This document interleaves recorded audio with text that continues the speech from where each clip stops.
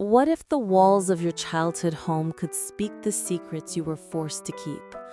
I grew up in Crossville, Tennessee, a small town where the air smelled of pine and the church bells rang every Sunday morning. To outsiders, our family looked ordinary.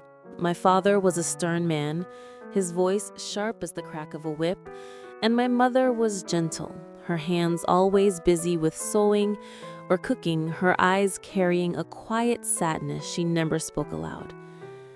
As a child, I learned early that silence was survival. My father believed children should be seen, not heard. He demanded obedience, and every mistake was met with punishment. Yet, in the quiet moments when my mother tucked me into bed, I felt a flicker of warmth, a fragile reminder that love still existed in our house. But childhood innocence doesn't last forever. At 11 years old, my world shifted. My uncle Christopher returned to town, carrying with him a darkness I couldn't name at the time. He smiled at me in ways that made my stomach twist. He lingered too long in the doorway, his eyes heavy, his presence suffocating. I didn't understand what was happening at first. I only knew that something was wrong, something that made me want to disappear into the walls of that house.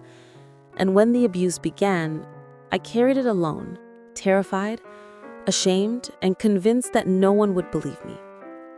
Crossville was a place where secrets were buried deep, where reputation mattered more than truth. I was just a child, but I already knew that speaking out could destroy everything. So I stayed silent. I stayed silent when my uncle's footsteps echoed down the hallway. I stayed silent when my body trembled in fear. I stayed silent when the world around me demanded I pretend nothing was happening. And then silence became impossible. At 11 years old, I discovered I was pregnant. The weight of that truth crushed me. I remember staring at my reflection in the cracked bathroom mirror, my hands trembling against my stomach, wondering how something so small could carry so much shame. I wanted to scream, but the walls of our house swallowed every sound. My mother was the first to notice. She saw the changes in me. The way I avoided her gaze, the way I flinched at my uncle's name. When she confronted me, I broke down, the words spilling out, face turned pale, her hands shaking as she realized the truth. Together, we carried that secret to my father. I remember the moment vividly, the way his eyes narrowed, the disbelief in his voice, the rage that followed when my mother revealed his own brother was the abuser. His anger was volcanic, but it wasn't directed at Christopher. It was directed at me. That night, he locked me in the basement. The cold, concrete floor became my prison, and the silence of Crossville became unbearable. He planned to send me away to a woman who helped girls in trouble. I didn't know what that meant at the time, but I understood enough to know it meant erasing the life growing inside me. I lay awake in that basement, listening to the creaks of the house above me, wondering if anyone would save me. My father's shame had become my burden, and I was trapped in the shadows of his rage. But even in the darkest places, hope flickers. My brother Joshua, just a boy himself, whispered through the cracks in the basement door, promising he wouldn't let me take me away. My mother's tears fell like rain when she visited me in secret, her voice trembling as she swore she would find a way out. That was the beginning of my escape. This is just the first chapter of Gertrude's story, a story of silence, betrayal, and survival. If you've ever felt the weight of secrets, or if you believe no child should carry such pain alone, share your thoughts in the comments. Your voice matters, and your words could be the light someone else needs. Sometimes the greatest danger doesn't come from strangers. It comes from those you trust most. I was 11 years old when the betrayal began.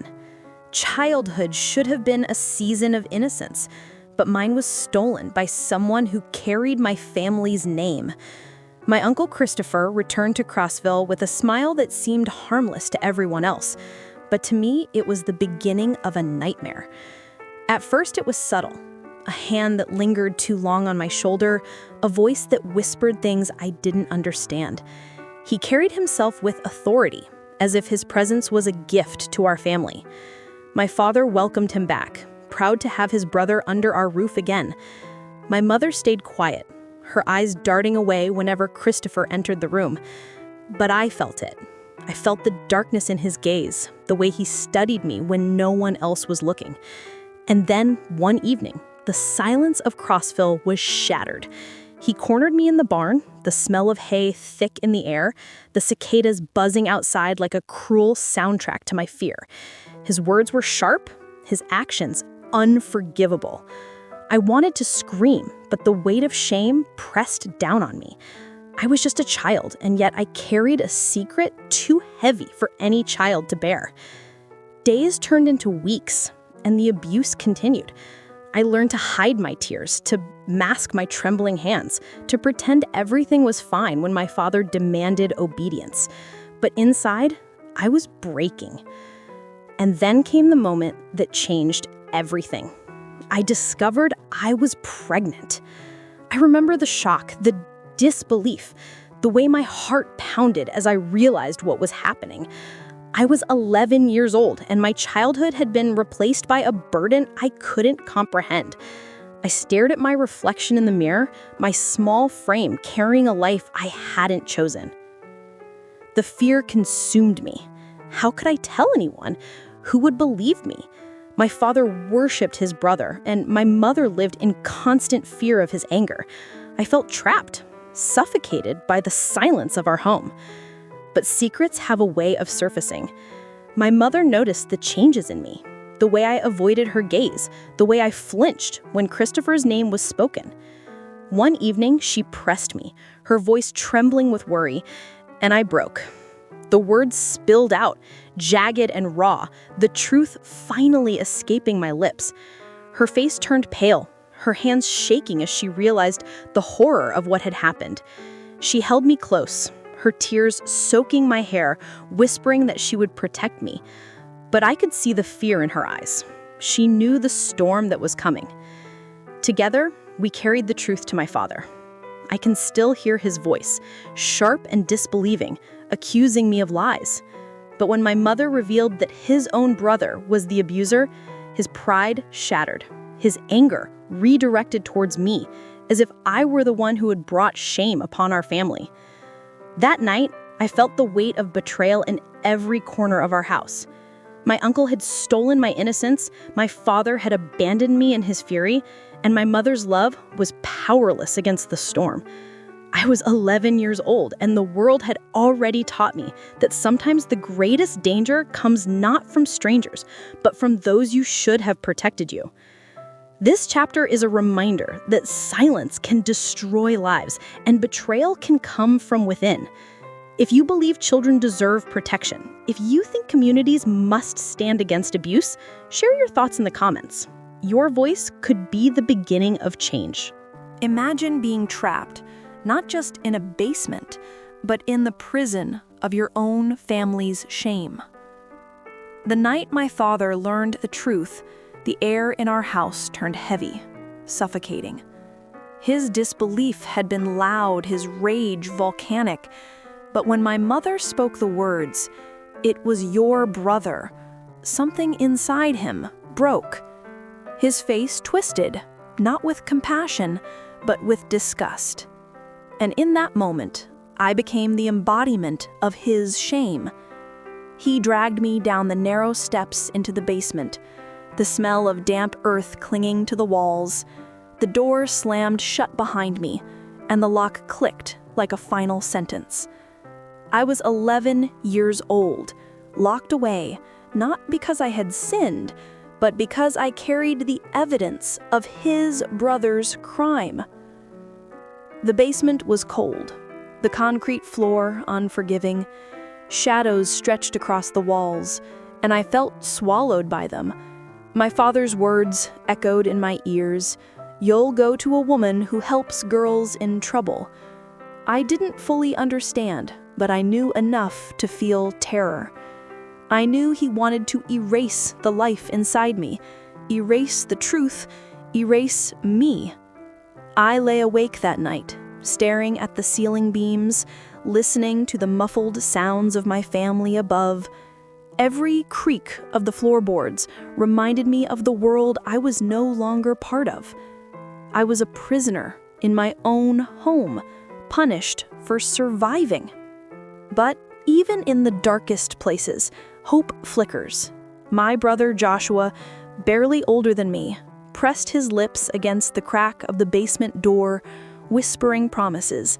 "I won't let them take you." His voice was small, but it carried the weight of courage. My mother came too, her footsteps soft, her tears falling like rain. She knelt beside me, her hands trembling as she held mine. "We'll find a way out," she whispered, though her voice shook with fear. I clung to her words, fragile as they were, because they were all I had. Days blurred together in that basement. Hunger gnawed at me, fear consumed me, and the silence pressed down like a heavy blanket. I thought of the child inside me, wondered if it could feel my despair. I wondered if it would ever know love, or if it would be erased before it even had a chance to breathe. And then, one night, the plan unfolded. My mother's eyes burned with determination. Joshua's hands shook as he fumbled with the lock. The door creaked open, and for the first time in days, I saw the faint glow of freedom. We moved quickly, quietly, hearts pounding in unison. My father slept upstairs, his shame drowning him in anger, unaware that his daughter was slipping away. My mother led me through the darkness, Joshua close behind, until the night air wrapped around us like salvation. We fled to Knoxville, to the home of my cousin Beatrix. Her arms opened wide, her voice soft with compassion. For the first time in weeks, I felt safe. For the first time in months, I felt seen. But even in refuge, the scars remained. I carried the weight of betrayal, the sting of imprisonment, the knowledge that my own father had chosen shame over love. And though I was free from the basement, I was not free from the memories that haunted me. This chapter is a reminder that silence and shame can imprison the innocent. If you believe courage and compassion can break chains, share your thoughts in the comments. Your words could be the key someone else needs to escape their own basement of fear. Sometimes salvation comes not from the people you expect, but from strangers who choose compassion. When we fled Crossville, the night air felt like freedom. My mother's trembling hands guided me. Joshua's courage steadied me, and together we carried the weight of a secret too heavy for a child. Knoxville was our first stop, and my cousin Beatrix opened her door with arms wide, her voice soft and full of compassion. For the first time in months, I felt safe. Her home smelled of lavender and bread, her laughter filled the rooms, and she treated me not as a burden, but as family. She listened when I spoke, held me when I cried, and reminded me that I was more than the shame my father had chained me to. But refuge is rarely permanent. My father's shadow lingered, his rage echoing even from miles away. My mother knew we couldn't stay forever. Beatrix's kindness was a temporary shelter, but I needed something more, a place where I could begin to heal, where the child inside me could be welcomed instead of erased. That place was St. Mary's home in Hartsville. I remember the first time I saw it, a tall brick building surrounded by fields, its windows glowing with warmth. It wasn't grand, but it was safe. The women there carried stories like mine, secrets that had broken them, burdens they were learning to carry. And for the first time, I wasn't alone. At St. Mary's, I learned to sew. My fingers clumsy at first, but soon the rhythm of needle and thread became a kind of therapy. Each stitch felt like reclaiming a piece of myself, weaving together fragments of a childhood that had been torn apart. The other girls became my sisters. We shared meals, whispered our fears in the dark, and held each other when the memories became too heavy. Their laughter reminded me that joy was still possible, even in the aftermath of pain. Letters arrived from home, each one carrying a piece of the past I had tried to escape. My uncle confessed to the abuse, not out of remorse, but out of revenge against my father. The words cut deep, but they also revealed the cracks in my father's pride. He was consumed with guilt, his rage replaced by regret. I read those letters with trembling hands, torn between anger and sorrow. My father had locked me away, chosen shame over love, but now he was drowning in the truth he had tried to bury. At St. Mary's, I began to process it all: the betrayal, the imprisonment, the escape, the refuge. I carried scars, but I also carried strength. I was no longer just a victim. I was a survivor, a mother-to-be, a girl learning to reclaim her voice. And in that safe haven, I made a choice. I would keep my baby. I would not let shame erase the life inside me. I would not let silence define me. This chapter is a reminder that safe spaces can transform lives. If you believe every woman deserves refuge, if you think compassion can heal wounds that silence cannot, share your thoughts in the comments. Your words could be the shelter someone else is searching for. What happens when the truth finally breaks free from the shadows? At St. Mary's home, the days began to feel lighter. The rhythm of sewing, the laughter of the girls, the quiet prayers whispered at night, all of it stitched together a fragile sense of peace. For the first time, I could breathe without fear. Yet, even in refuge, the past had a way of finding me. It came in the form of letters. The first was from my mother, her handwriting shaky, her words heavy with sorrow. She told me that Christopher had confessed, not out of remorse, but out of spite. He admitted the abuse to wound my father, to expose the cracks in his pride. Reading those words, I felt a storm inside me. Anger at my uncle's cruelty, sorrow at my father's blindness, and a strange hollow ache that no confession could ever erase.